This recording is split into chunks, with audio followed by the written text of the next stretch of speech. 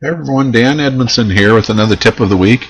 What I want to talk about today is a kind of a funny phenomenon that occurs in painting that I've come to notice. And what I hope this tip is going to do, it's going to help you in composing still lifes and landscapes and in figure paintings. You know, how everything gets arranged and why you do what you do.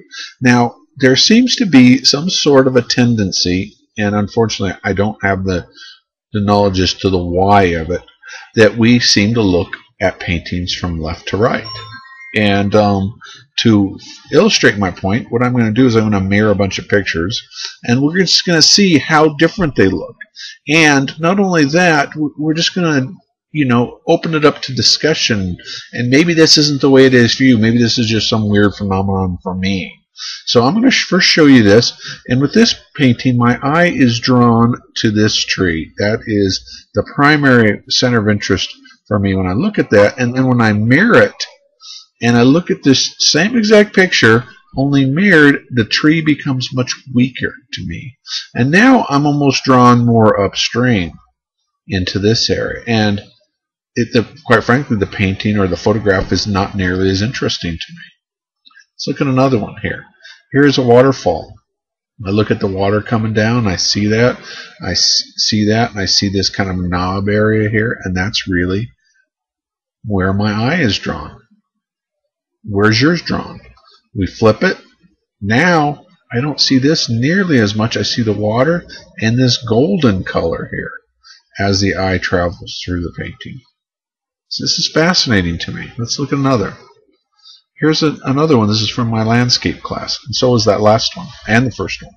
This is a real nice picture. It comes in here, and to me the center of interest is this area right here where these guys are really lit up.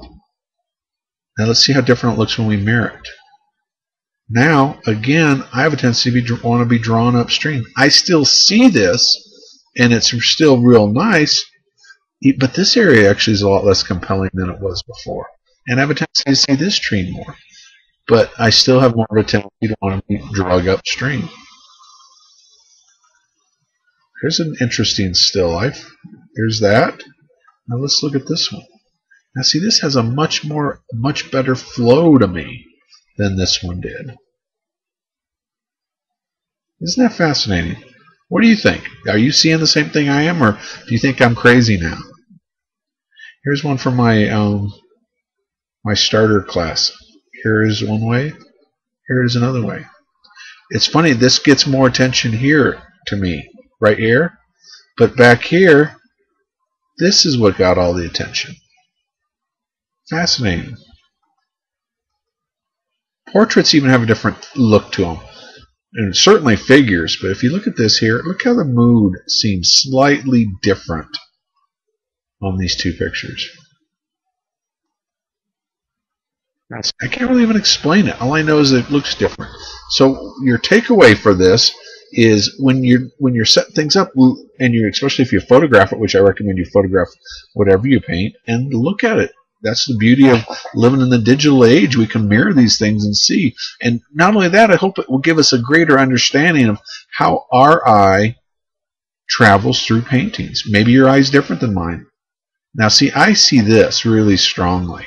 But now if I flip it, I still see it, but I'm much more drawn, not more drawn, but I'm drawn to this much more than I was the other painting, the other version. I put this one in because I don't really see too much difference in this one. I mean, I see this rose a lot. My eye travels here. Here I don't see this nearly as much. I'm more in this area. This is nice. I see the flowers, the highlight. Now watch when it changes. I don't see this as much. I see this area more. Here's a nice waterfall. I'm seeing this area as my center of interest. We change it. Now I see this area. I may still eventually get down here, but just different. Nice strong waterfall when I mirror it. Now the waterfall feels cut off a little bit to me over here. So anyway, let me know what you think. And most of these images are from my starter still life or my advanced still life or my landscape class if you're interested.